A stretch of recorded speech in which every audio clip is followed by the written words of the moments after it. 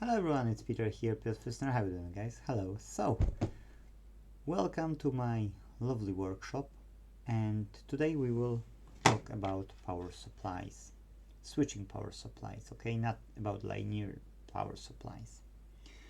So for those who don't know, switching power supplies are the most common power supplies on the market, and only in certain cases we need linear power supplies, which comes with a bulky transformer rather than the lightweight high frequency transformer. So why it's a switching power supply? Because it uses a control over a DC current which make pulses, which works like a AC, and those transformers can then work on the frequency.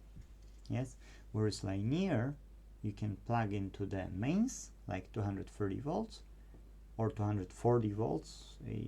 When I'm checking, is usually 245 to 8 volts here, and the difference, let's say, in the linear is that you need to drive that transformer in a special way in order to work, whereas linear you just plug into the mains. Yes, so sorry for the bit of a confusion and a bit of talking too much, but let's start to explain what the power supply, let's say, look like and what are the sections.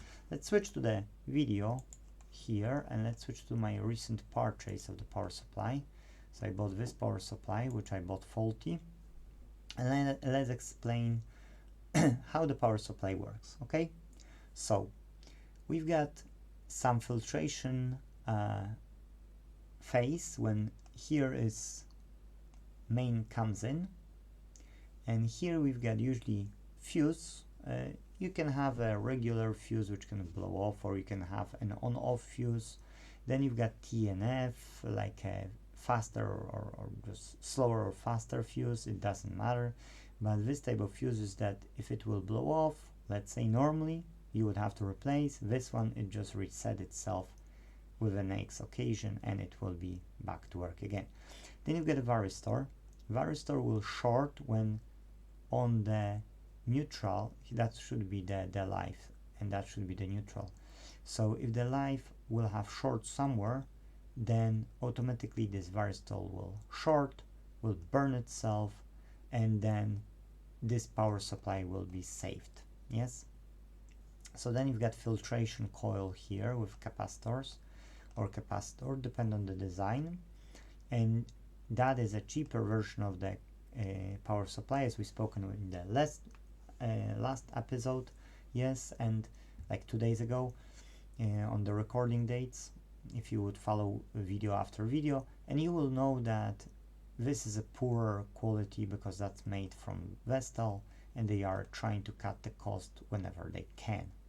So that filtration capacitor, that filtration coil is so that the frequencies which are going in or out here, they are filtered. Yes, they are not sending this. I think it's FCC regulated, this power supply, and that would explain. You would have to read what it is. It's just standard for the equipment. Yes, and then when the AC is coming, it has to be turned into the direct current, which is here.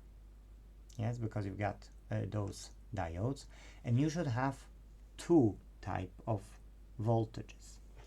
One is a standby voltage, which helps this power supply to drive the current all the time and uses, let's say, 0.2 up to 2 watts, depending on the technology used. And then once you will click on the remote or on the power button, then we'll switch on the main features of the transformer. Yes, of this part here. So when you've got let's say this voltage here, and even it goes to those big capacitors, big electrolytic capacitors, it doesn't mean that the main transformer is working, okay? Because you've got an IC which then tells in the proper time this transformer to switch on, okay? And we should have here a MOSFET which drives this transformer. So that's what it is. I'm looking at it just now, And at the back there is opto isolator, so I will show you this one. Okay, so here we've got an opto isolator, and opto isolator is like a phototransistor with a LED diode, and when you press power button, that is, I don't see any remote here, okay, above, it's a whole box of them. So when you press the power button on the remote, or you press the power button on the TV, what happens is that through that opto isolator, that's the only way to send information to the input of the power supply. Yes, because you can see that it's like a lines here. Okay, so this is the line, and then on this side you get a line as well. So this is a hot side, and this is a isolated cold side. Yes, so here you can see that it's on the second side live, yes, written, and those can have almost 400 volts. So when you're trying to work with those power supplies, first you would have to disconnect the mains, okay,